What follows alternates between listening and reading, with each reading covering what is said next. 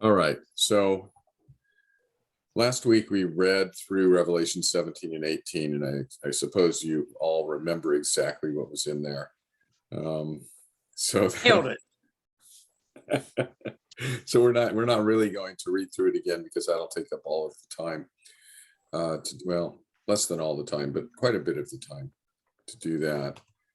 And what I want to do is, looking at that table on page 2 of the handout, I want to just, I want you to notice the text I have in the right-hand column that is either in red or in blue. And those are passages from Jeremiah 50 and 51, and also Ezekiel chapters 26, 27, and 28. And these are the passages that, or the chapters that the allusions in Revelation 17 and 18 are going back to the most. I have obviously you can look and see that there's other books being referred to in other places that are being echoed.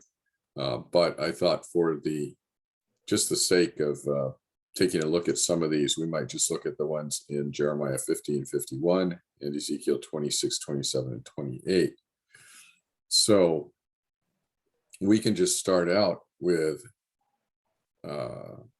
yes, an easy way to do this is if one of us was in Revelation 17 and 18, and then somebody else could take, say, Jeremiah 50, somebody could take Jeremiah 51. And what we'll do is we'll just go back and forth. So like Revelation 17:2, and then somebody would read that, and then somebody else would be Jeremiah 51:7 to see the similarities. I'll Does that read make from sense? Revelation. Okay, you got the easy one. Okay, I can read from Jeremiah. Okay, and Becky, can you get maybe Ezekiel 26, 27, 28? Just kind of go back and forth that way. You got all, well, actually, that's a lot of reading because Ezekiel 27 is the entire chapter. Maybe I I'll can read give it a shot. that. All right, so let's start off in Revelation 17. Why don't you read verse 2 there, Mom? Or you can read 1 and 2 if you want to do the whole sentence. Okay, I'll start with 1. One of the 7 angels who had the 7 bowls came and said to me, "Come, I will show you the punishment of the great prostitute who sits on many waters." Verse 2. With her, the kings of the earth committed adultery, and the inhabitants of the earth were intoxicated with the wine of her adulteries. Okay, and then Jeremiah 51:7, which is about, it's a lament and a judgment on Babylon. As Babylonia had been a gold cup in the Lord's hand. She had made the whole world drunk. The nations had drunk from the wine of her wrath, so they have all gone mad. So you can see that the same image is being reused in the Revelation, the one that's being used here in Jeremiah, about taking a cup from the Lord's hand, drinking it, making the earth drunk, and all of the nations staggering because of the cup of the wine that is in the Jeremiah passage, at least in the version that Don read, specified as the cup of the Lord's wrath. So the next passage is Revelation 18:2, and that'll be followed by Jeremiah 50, verse 39, and also 51, verse 37. Okay, Revelation 18:2. With a mighty voice he shouted, "Fallen, fallen is Babylon the Great. She has become a home for demons and a haunt for every evil spirit, a haunt for every unclean and detestable bird." And Don, can you get Not Jeremiah good. 50:39? Yes. Therefore, desert creatures and jackals will live there. Ostriches too will dwell in it. But no people will ever live there again. no one will dwell there for all time to come. And also 51:37.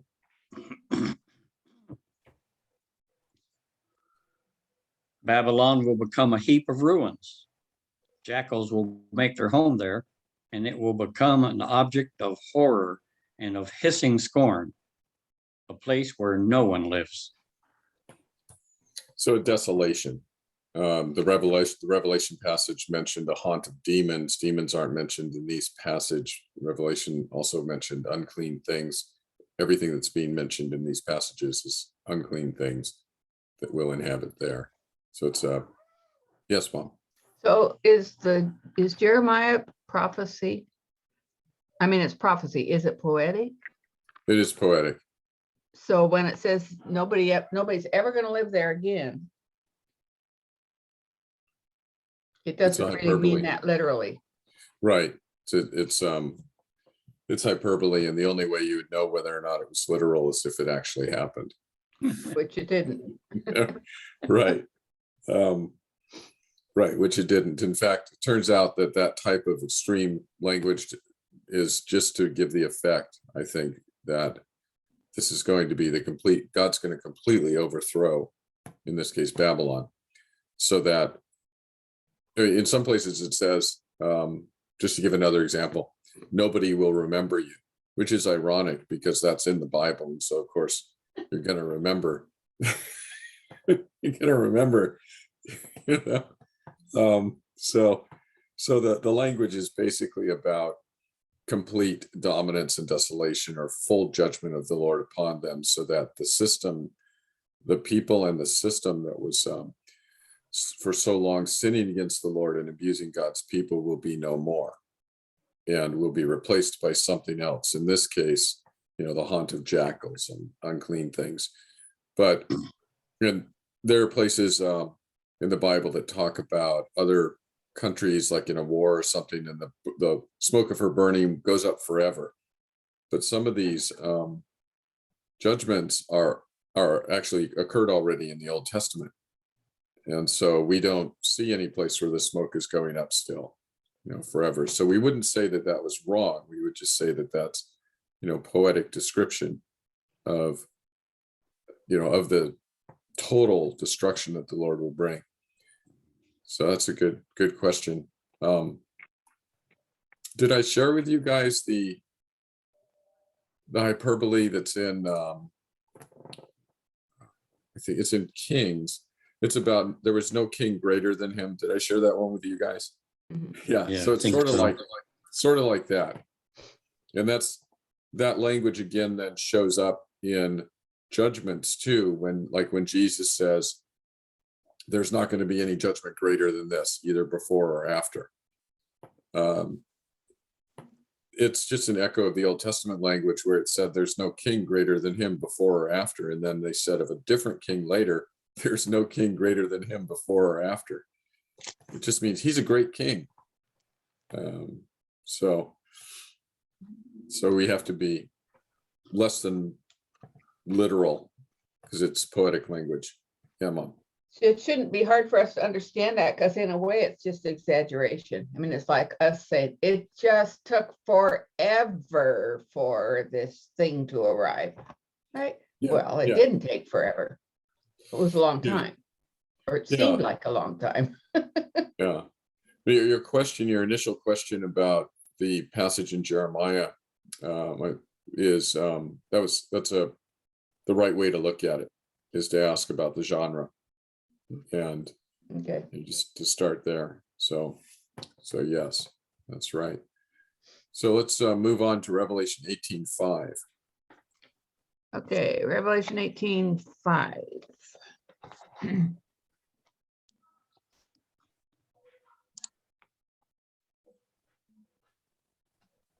For her sins are piled up to heaven, and God has remembered her crimes.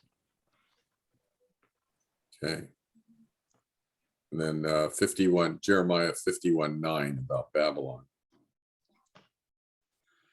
Says the foreigners will say, we tried to heal Babylon, but she cannot be healed. So leave her alone, and each of us will return to his own country. For the judgment against her rises to the skies and reaches even the clouds. Thank you. So the ESV says at the end there, her judgment has reached up to heaven, sounding a little bit more like the Revelation passage.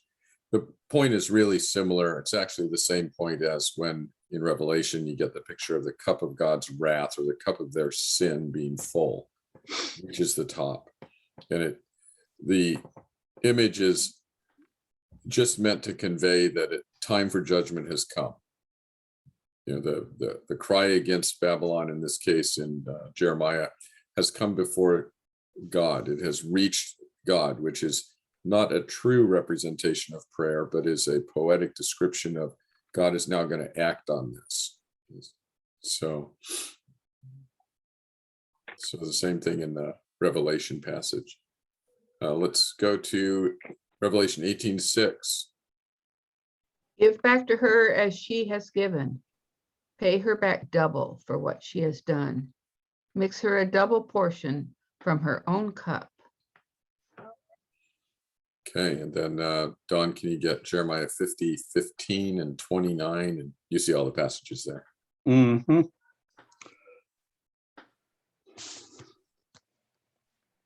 Shout the battle cry from all around the city. She will throw up her hands in surrender.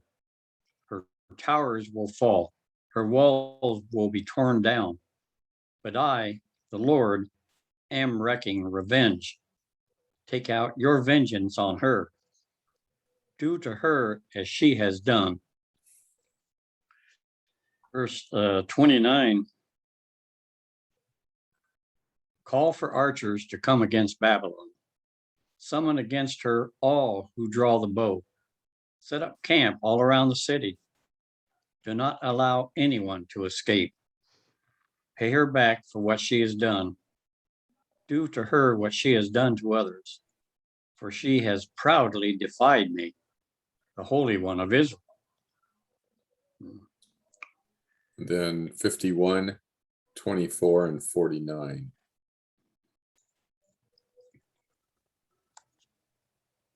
But I will repay Babylon and all who live in Babylonia for all the wicked things they did in Zion right before the eyes of you, Judeans, says the Lord. The Lord says, beware, I am opposed to you, Babylon. You are like a destructive mountain that destroys all the earth. I will unleash my power against you. I will roll you off the cliffs and make you like a burned out mountain. No one will use any of your stones as a cornerstone. No one will use any of them in the foundation of his house. For you will lie desolate forever, says the Lord. So let's skip ahead to verse 49. Save you the trouble of reading it all. Here's a new thought. Babylon must fall because of the Israelites she has killed. Yeah, Babylon must fall because of the Israelites she has killed, just as the earth's mortally wounded fell because of Babylon. Okay, so all of the verses in this section are just about the Lord's justice. And just as Babylon has, attacked and abused and murdered people, they killed people, the slain of all the earth, an exaggeration, hyperbole, but the Lord will pay them back. Just as Babylon has mistreated Israel, the Lord will treat Babylon. So that it's about first of all, the vengeance that the Lord takes on the nations for the abuse of his people. And secondly, it's highlighting the Lord's, that this is just, that the Lord isn't just, overthrowing Babylon for no reason, but that It's not arbitrary. Not arbitrary, right? And that presupposes actually a long time of abuse. So there's a period of time that precedes the judgment in which Babylon, in the case of the Old Testament passage, has been building up her sins, and then Jerusalem in Revelation has been piling up her sins. And the sins specifically mentioned are the killing of God's people. And it's the same in both passages, both sections. What do we have next? 18. We'll just continue with Jeremiah, then we'll get to the Ezekiel passages. 18:20, Revelation 18:20.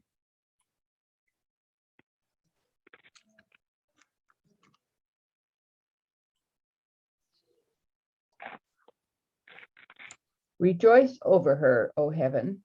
Rejoice, saints and apostles and prophets. God has judged her for the way she treated you. And then Jeremiah And- 51:48. 51:48. Then heaven and earth and all that is in them will sing for joy over Babylon. For destroyers from the north will attack it, says the Lord. So just the picture of everybody either being called upon or being said will rejoice over the fall of this great enemy. All of heaven and earth will rejoice. Then let's look at 18:21. Then a mighty angel picked up a boulder the size of a large millstone and threw it into the sea and said, with such violence, the great city of Babylon will be thrown down, never to be found again. And then Jeremiah 51:63 and 64, this is the very last words in this oracle against Babylon. When you finish reading this scroll aloud, tie a stone to it and throw it in the middle of the Euphrates River. Then say, in the same way, Babylon will sink and never rise again because of the disaster I am ready to bring upon her. They will grow faint. The prophecies of Jeremiah end here. So a stone cast into the middle of the sea, sinking down, in both images applied. The one from Babylon here being applied to the Jerusalem oracle in Revelation. And then the last one from this section, Revelation 18:24. In her was found the blood of prophets and of the saints and of all who have been killed on the earth. And then Jeremiah 51:49, which Don read before, I'll read it here.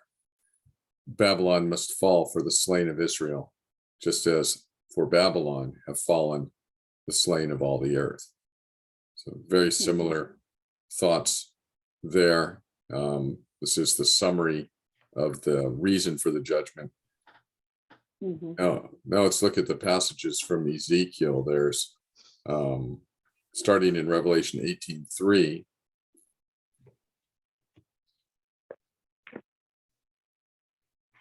Okay, 18:3. For all the nations have drunk the maddening wine of her adulteries. The kings of the earth committed adultery with her, and the merchants of the earth grew rich from her excessive luxuries.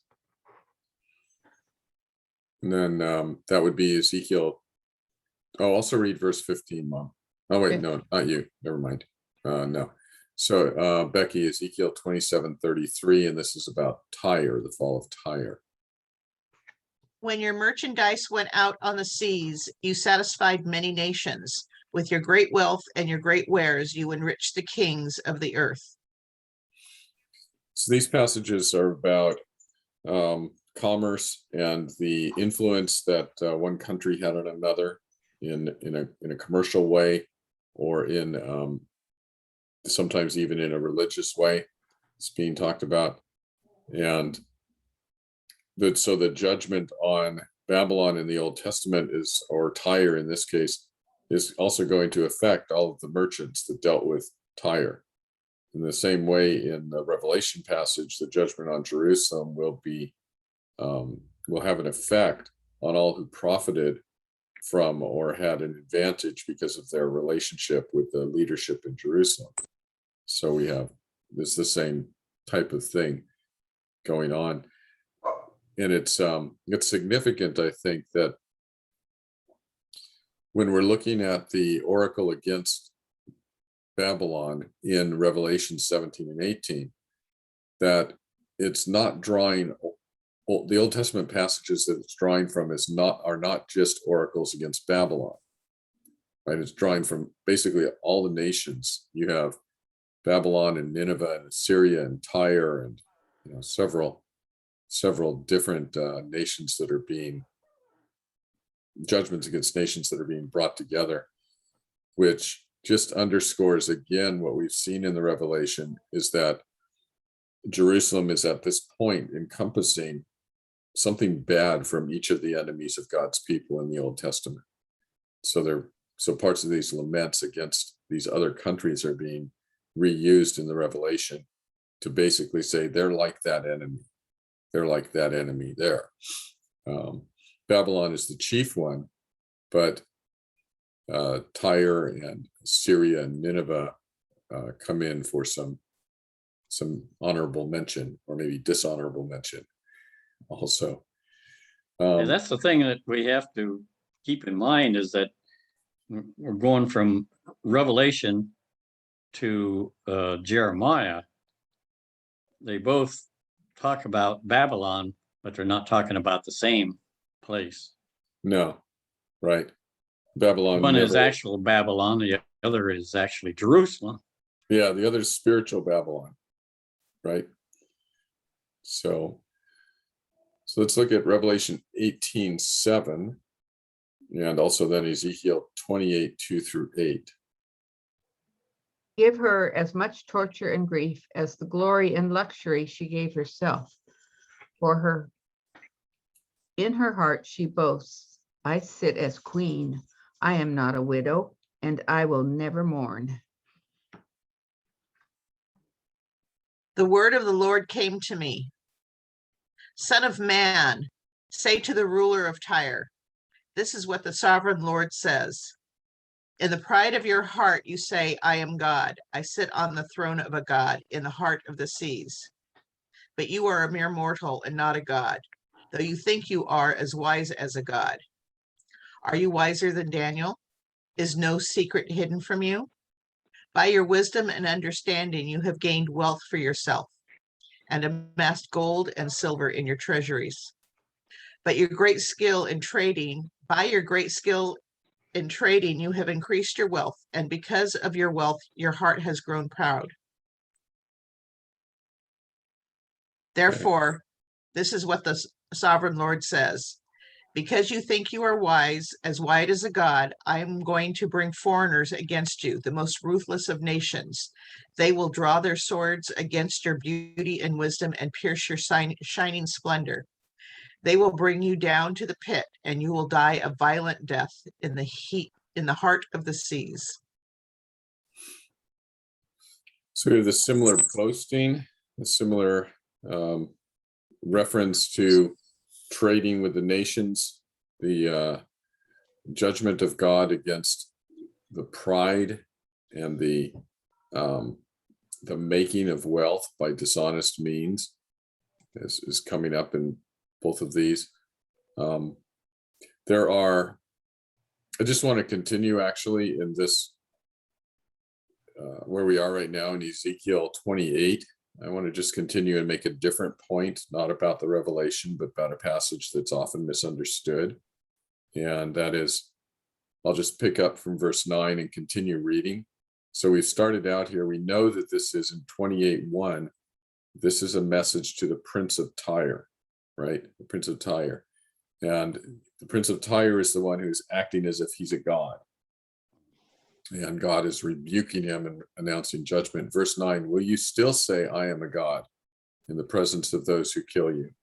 Though you are but a man and no God, in the hands of those who slay you. You shall die the death of the uncircumcised by the hand of foreigners, for I have spoken, declares the Lord. Then the passage continues, moreover, verse 11, and this gets into the part where people get confused. Moreover, the word of the Lord came to me. Verse 12, Son of man, raise a lamentation over the king of Tyre, and say to him, Thus says the Lord God. You were a signet of perfection, full of wisdom and perfect in beauty. You were in Eden, the garden of God. Every precious stone was your covering: sardius, topaz, and diamond, beryl, onyx, and jasper, sapphire, emerald, and carbuncle. And crafted in gold were your settings and your engravings. On the day you were created, they were prepared. You were an anointed guardian cherub. I placed you. You were on the holy mountain of God. In the midst of the stones of fire you walked. You were blameless in your ways, from the day you were created till unrighteousness was found in you. In the abundance of your trade you were filled with violence in your midst, and you sinned. So I cast you as a profane thing from the mountain of God, and I destroyed you, O guardian cherub, from the midst of the stones of fire. Your heart was proud because of your beauty. You corrupted your wisdom for the sake of your splendor. I cast you to the ground. I exposed you before kings to feast their eyes on you. By the multitude of your iniquities and the unrighteousness of your trade, you profaned your sanctuaries. So I brought fire out from your midst. It consumed you. And I turned you to ashes on the earth in the sight of all who saw you. All who know you among the peoples are appalled at you, and you have come to a dreadful end, and shall be no more forever. So, I've read the entire prophecy there against and lament over the king of Tyre. That's all of it. At least this is the end of several chapters starting in 26, but the last part, chapter 28, 1 through 19, is still about the king of Tyre, or the prince of Tyre. And we have that specified for us in verse 1 and also verse 11. And after I read verse 11, it started talking about how this person, God's describing them as perfect and full of wisdom and perfect in beauty. And they were in Eden, and they were a guardian cherub, and they were on the holy mountain of God and walked amidst the stones of fire. And they were perfect until sin was found in them. And then they were cast out and cast down. And it's very, very popular in some circles to understand that this is about the fall of the devil. This is the fall of Satan. Mhm. But it's not. It says at the very, and these are the people who say that are the people who say you have to read the Bible literally. Well, if I'm reading the Bible literally, this is about the king of Tyre. That's what it says. It's Unless you think that they're synonymous. The king of Tyre is Satan? yeah. That's So a stretch. yeah, it says that. There are things in the passage that would indicate that this is not Satan. Chief among those things would be just the identification of the person being spoken to as the king of Tyre in verse 12. But you also have the sin for which this person who's being spoken about is being judged for. He was righteous and then he sinned. What's that sin? Well, according to verse 16, in the abundance of your trade, you were filled with violence in your midst, and you sinned. In the abundance of your trade. This is not the devil. The devil's not trading sheepskin with anybody, or, and then again at the end, verse 19, and all who know you among the peoples are appalled at you. You have come to a dreadful end and shall be no more forever. This certainly would not apply to Satan.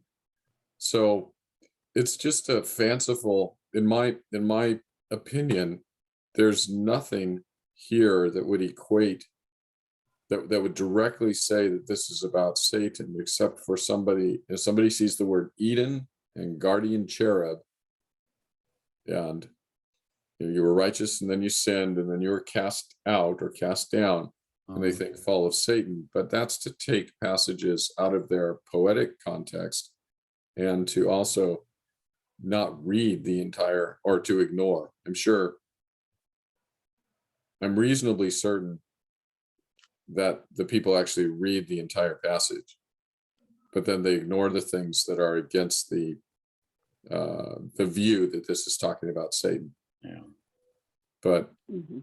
the same thing happens in other passages. We'll eventually probably get to talk about the other main passage in the Old Testament that people think is about the fall of Satan. And again, that passage says specifically it's about the king of Babylon. So that's interesting.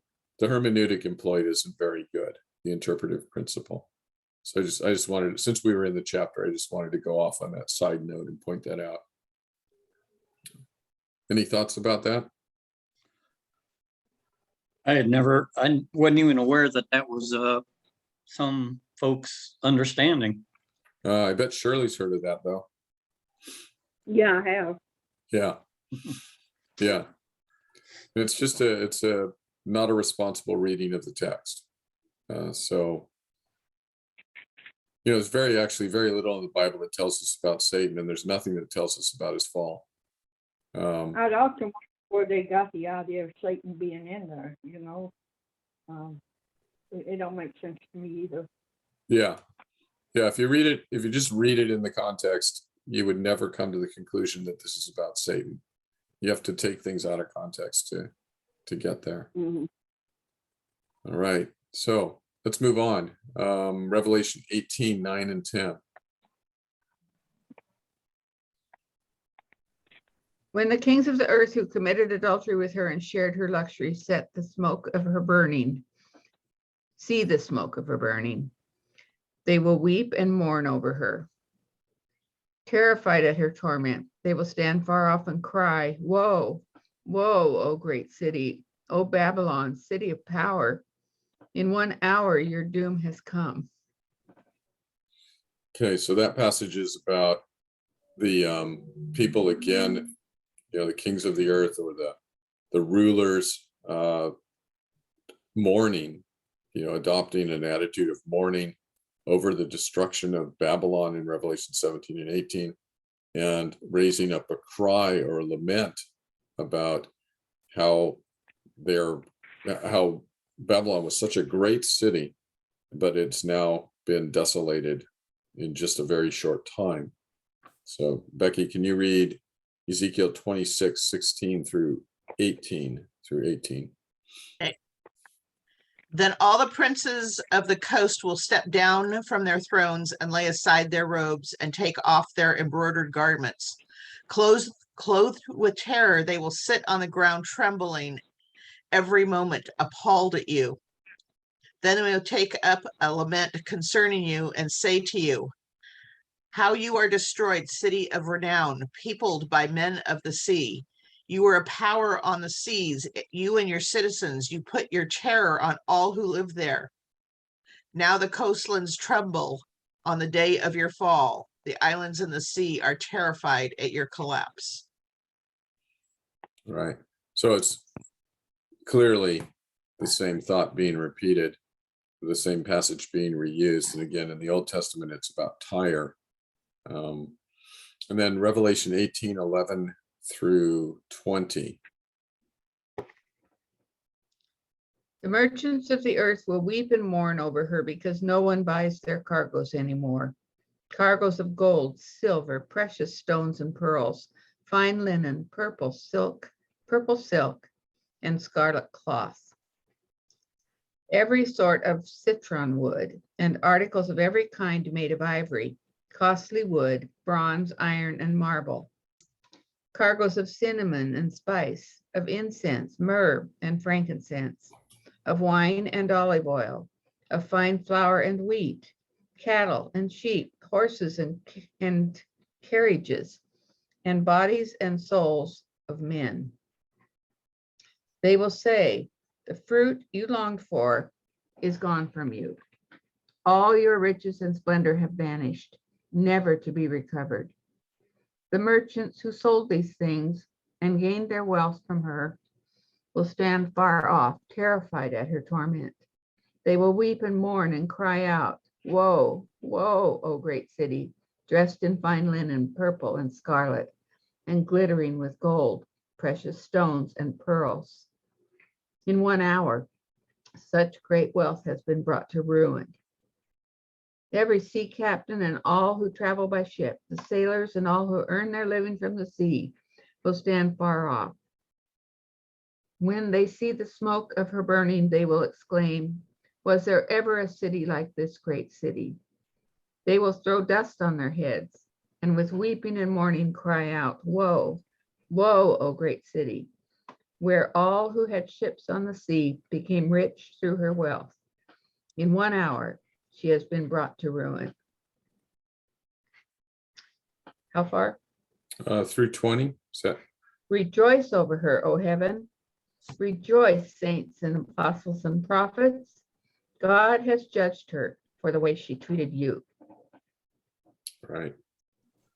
So here is, I'll read the passage, Becky, from Ezekiel. It's all of chapter 27. Ezekiel 27, it's 36 verses. The word of the Lord came to me. Now you, son of man, raise a lamentation over Tyre and say to Tyre, who dwells at the entrances to the sea, merchant of the peoples to many coastlands, thus says the Lord God. O Tyre, you have said, I am perfect in beauty. Your borders are in the heart of the seas. Your builders made perfect your beauty. They made all your planks of fir trees from Shinar. They took a cedar from Lebanon to make a mast for you. Of oaks of Bashan, they made your oars.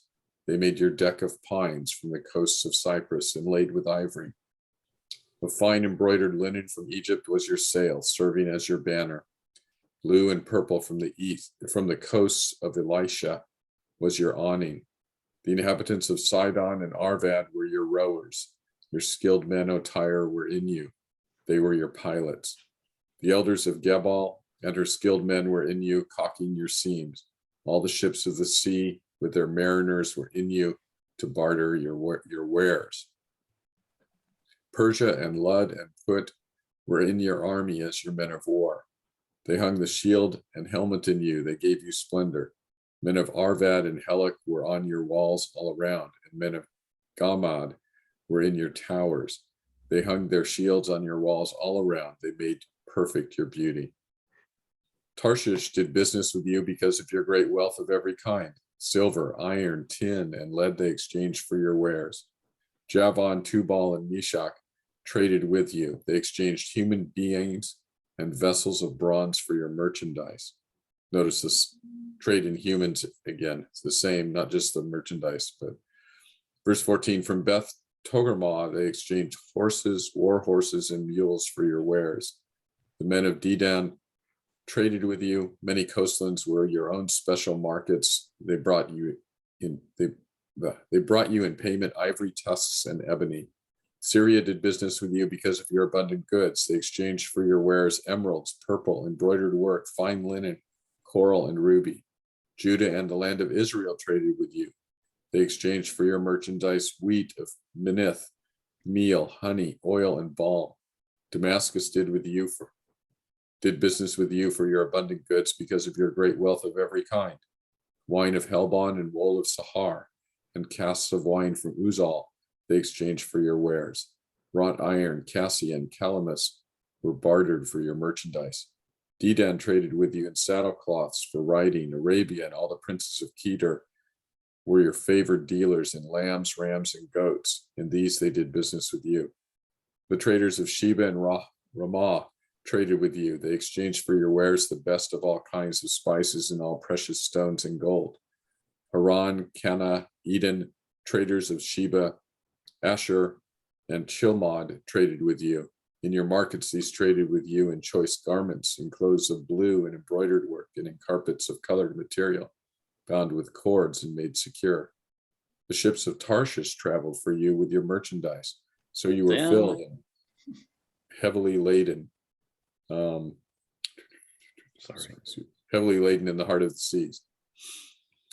Your rowers have brought you out into the high seas. The east wind has wrecked you in the heart of the seas. your riches, your wares, your merchandise, your mariners and your pilots, your caulkers, your dealers in merchandise, and all your men of war who are in you with all your crew that is in your midst, sink into the heart of the seas on the day of your fall. At the sound of the cry of your pilots, the countryside shakes, and down from their ships come all who handle the oar. The mariners and all the pilots of the sea stand on the land and shout aloud over you and cry out bitterly. They cast dust on their heads and wallow in ashes. They make themselves bald for you and put sackcloth on their waist, and they weep over you in bitterness of soul with bitter mourning. In their wailing, they raise a lamentation for you and lament over you.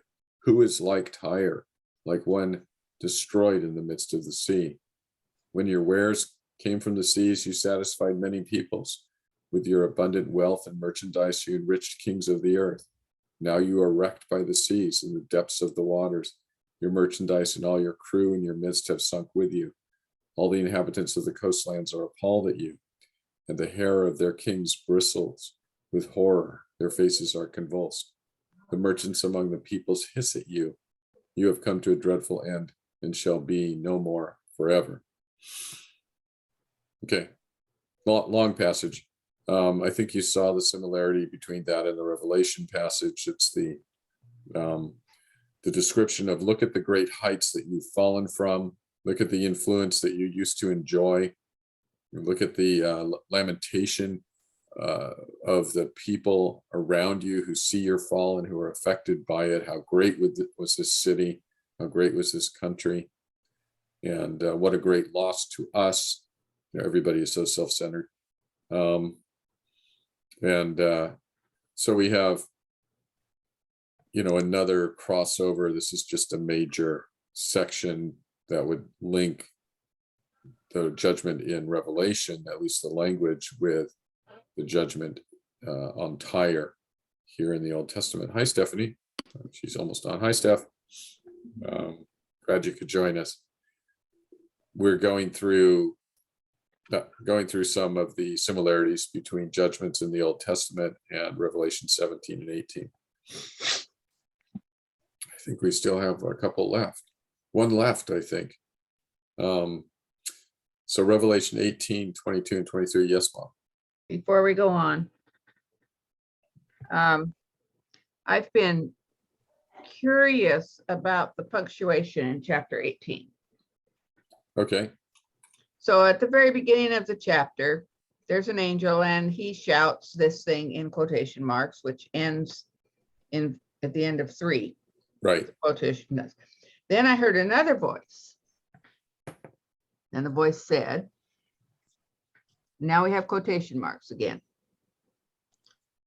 And it appears that that quotation continues all the way to the end of 20. Which version are you reading? NIV. Okay. So the ESV has it ending in 8. I don't know why. Okay, then, so So Yeah, does the Net Bible. yeah. yeah, not in this one. So anyway, aside from that, Hmm. verses from 19 and 20 contain, apparently this voice from heaven is speaking again, or still, right? Yeah, And contains a quotation from the merchants right. and the sea captains. Now, the quotation from the sea captains starts out, woe, woe, oh great city, where all who had ships on the sea became rich through her wealth. In 1 hour, she's been brought to ruin. To me, that Right. makes perfect sense. That's where it would end, but it continues. According to Yeah. NIV, that the merchants are saying, rejoice over her, O heaven, rejoice, saints and apostles and prophets. God has judged her for the way she treated you. It doesn't seem to me that it makes sense that these merchants who have lost their whole life. Yeah, I would say, yippee, say that. everybody rejoice. Yeah. Becky. So my NIV has a quote within a quote. Right. And does mine. and I have an ending quote at the end of 10. So in 1 hour, your doom has come. I have an ending nested quote. An ending nested quote, yeah, but Right. not an ending quote. Yeah. So I see why 19 and 20. I see the way, okay, so the way I understand it, and again, I have no special insight about quotation marks and where they should be, and there are no quotation marks in the Greek text. Okay, there's no Aha. quotation marks. Quotation marks are supplied by the translator as they seem appropriate. It seems to me the way that I've understood the passage 19 and 20 is that I always understand it. I always supply an ending quote after 19, at the end of 19. Yeah, And then either a command from the angel, which would have no quote in it except for the original one. So it's in the right, original, right. it's not nested, right? Right. So this seems to me to be two different subjects, but if I were to guess as to why there's a quotation mark, why quotation there is because this is laid out as poetry, and it appears that we have, it's a single poetic thing, and then it goes back to a kind of a commentary, verse 21, right? Then a mighty angel took up a stone like a great millstone and threw it into the sea. That's a narrative commentary, and then saying, quote again. Okay, so if I were going to do this, I would have put the ending of the nested quote at the end of 19 and then the end of the total quote at the end of 20. Right. Because this is the angel speaking, and a voice from heaven speaking. Right. Now, And he is saying what these merchants said, and I would have said they would have stopped at end of 19. right. Yeah. So I was just curious about that, what you thought about that. Yeah. So I think that you're right to notice that there's no quotation in the verse 19, and that looks odd. Yeah, Yeah. It's clearly verse 20 is being spoken by or spoken to the people of God in heaven Yeah. and on earth, actually just in heaven here, but to rejoice. And it's no longer a description. And the only way that it could be connected to verse 19 is that, it could be, well, yeah, it's not possible because 19 says it's the merchants that are speaking. yeah, So then 20, another voice arises. So I think there should be another quote there separately in 20. So yeah, and that actually 18:20 is one of the most important passages in the entire lamentation because it gives the appropriate response to the judgment and the reason, or not the reason for the judgment, but the phrase, "For God has given judgment for you against her," at the end of verse 20, is what that means is God is reversing the judgment of mankind, or of the people who have persecuted God's people, the saints who are now in heaven with God, who've been martyred because of their allegiance to Christ. They were judged by the world to be worthy of death. And God is reversing that judgment. He is saying that he's overthrowing it. And he's saying, I've looked at this case and I'm going to give judgment for you against her. And so it's the vindication of God's people that is being underscored in that language. And then this goes back to the cry of the martyrs in Revelation 6. How long until you take vengeance? Right? This is the answer to that. I have judged, and I have judged to reverse this judgment that was on you. And so it becomes it is a key or a central verse in understanding what's happening in the Revelation. So everything in the Revelation, all the judgment that is brought against Jerusalem or against the enemies of God, if you're an idealist against the enemies of God, is related to the treatment that God's people received from these enemies.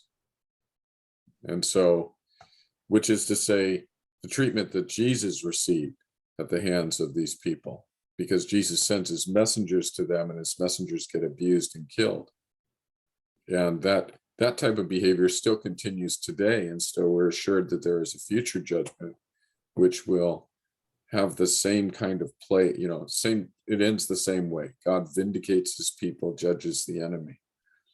And so in a lot of ways, the judgments that we read about so far in the Revelation are types and pictures of the final judgment, in that God will judge for the same reasons with the same outcome.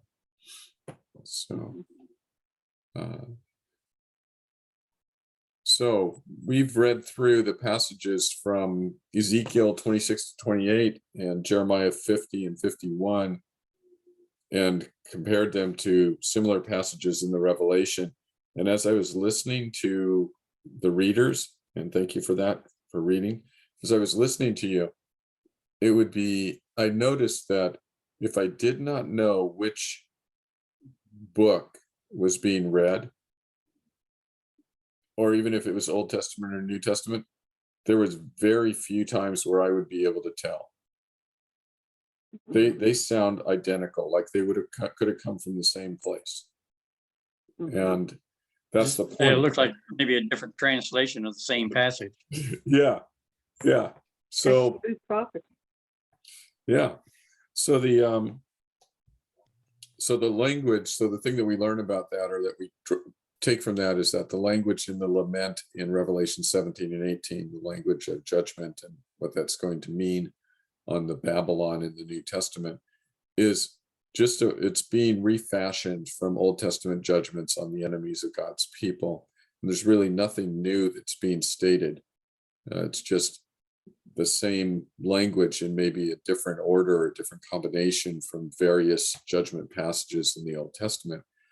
And that's not to minimize the offense of Jerusalem in the first century, but it is to say that the sins that the Old Testament countries were judged for is the sin, or are the sins, of first century Jerusalem. And that as God is not only fair to pay back, Jerusalem for the sin that she has done, but he is fair and he pays her back in the same way and describes her sin and destruction in the same way as the same or similar sins and destruction were described in the Old Testament. The nations. Right. And so, and again, as has been brought up before, we're reading here in Revelation prophetic, poetic language. And so we're not to, try to look for a fulfillment of every single thing, but to see the big picture. And even in the Old Testament, when we read about Babylon, there was a section there that was read that said, you fell in 1 hour, in 1 hour, in 1 hour. Well, that's true, happened in 1 hour, but it didn't fall with all that military stuff. There weren't archers and people slaying others. I mean, there were archers, but they didn't shoot any arrows. So the descriptions are not meant to be a prophetic description of what it's going to look like. Might look like that, might not. It's what they're actually about is that God is judging, and about the who God is, how he acts, what's important to God, and how God defends his people. And an idealist interpreter, that's where idealism looks attractive, because you look at the passage and you say, well, this is what you get out of it. And that's everything an idealist would get out of it, and say, God will always judge wickedness. God will always vindicate his people. And, those are the truths of the passage. The thing that is different from an idealist interpretation is that a preterist would say, yes, and he will in the future, and he already did in the first century. Yeah. So Already happened. yeah. So So that brings us through as far as what I wanted to point out from Revelation 17 and 18, because we had talked about, the sixth ruler and all of those things before. I think that brings us through that. And so that brings us into Revelation 19, which we'll start next week, I think. So it's 10:33, but if anybody has a question, I can work on it this week and address it next week. Does anybody have a question?